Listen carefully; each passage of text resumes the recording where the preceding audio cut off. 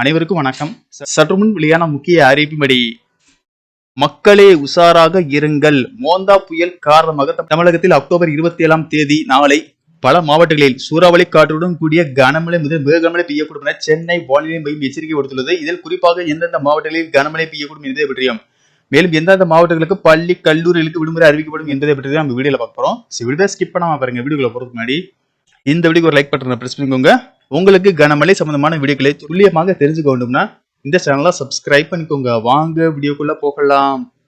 நேற்று காலை தென்கிழக்கு வங்கக்கடல் பகுதியில் நிலவிய காற்றழுத்த தாழ்வு மண்டலம் மேற்கு வடமேற்கு திசையில் நகர்ந்து வலுப்பெற்று இன்று காலை 5:30 மணி அளவில் மேற்கு வடமேற்கு திசையில் நகர்ந்து ஆழ்ந்த காற்றழுத்த தாழ்வு மண்டலமாக வலுப்பெற்று 8:30 மணி அளவில் அதே பகுதியில் போர்ட் பிளேயரில் இருந்து மேற்கு தென்மேற்கே சுமார் 620 கிலோமீட்டர் தொலைவிலும், விசாகப்பட்டினத்தில் இருந்து தெற்கு தென்கிழக்கே 830 கிலோமீட்டர் தொலைவிலும், சென்னையில் இருந்து கிழக்கு தென்கிழக்கே 780 கிலோமீட்டர் தொலைவிலும், காக்கிநாடாவில் இருந்து தென்கிழக்கே 830 கிலோமீட்டர் தொலைவிலும் நிலை கொண்டுள்ளது. இது அடுத்த 24 மணி நேரத்தில் மேற்கு வடமேற்கு திசையில் நகர்ந்து தென்மேற்கு மற்றும் அதனை ஒட்டிய மத்திய மேற்கு வங்கக்கடல் பகுதியில் புயலாக வலுவடைந்து வடக்கு வடமேற்கு திசையில் நகர்ந்து 28ஆம் தேதி காலை தீவிர புயலாக வலுவரக்கூடும். மேலும் வடக்கு வடமேற்கு திசையில் நகர்ந்து ஆந்திர கடலோர பகுதியில் மசூலிப்பட்டினம் கலிங்கப்பட்டினத்திற்கும் இடையே காக்கிநாடாவிற்கும் அருகில் தீவிர புயலாக 28ஆம் தேதி மாலை இரவு நேரத்தில் கடக்கக்கூடும். அச்சமயத்தில் காற்றின் வேகம் மணிக்கு 90 முதல் 100 கிலோமீட்டர் வேகத்திலும் இடையிடையே 110 கிலோமீட்டர் வேகத்திலும் வீசக்கூடும். நேற்று தென்கிழக்கு அரபிக்கடலில் நிலவிய காற்றழுத்த தாழ்வு மண்டலம் தென்மேற்கு திசையில் மெதுவாக நகர்ந்து காலை 8:30 மணி அளவில் மத்திய கிழக்கு வங்கக்கடல் பகுதியில் நிலவுகிறது.